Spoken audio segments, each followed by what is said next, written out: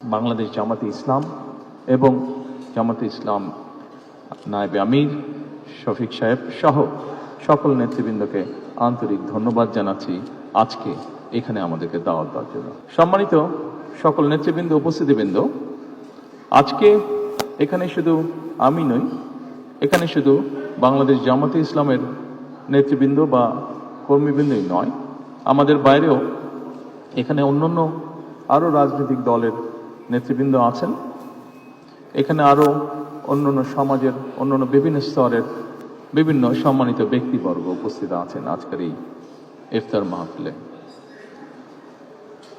আজকে আমরা একটি গুরুত্বপূর্ণ সময়ে সকলে এখানে একত্রিত হয়েছি। দেশের একটি গুরুত্বপূর্ণ সময়। কিছুদিন আগে দেশে নির্বাচন হয়েছে।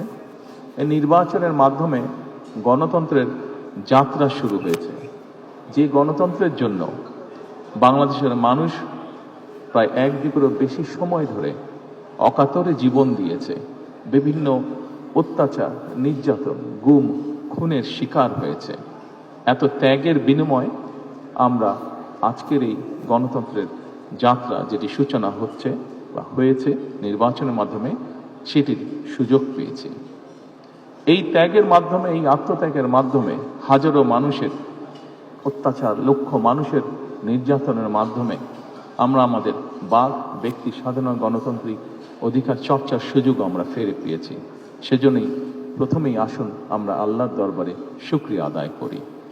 সম্মানিত উপস্থিতিবৃন্দ, বাংলাদেশের মানুষ আজকে অনেক প্রত্যাশা নিয়ে, অনেক আকাঙ্ক্ষা নিয়ে, অনেক আশা নিয়ে আমাদের সকলের দিকে তাকিয়ে আছে, বিশেষ করে রাজনৈতিক দলগুলোর দিকে তাকিয়ে আছে।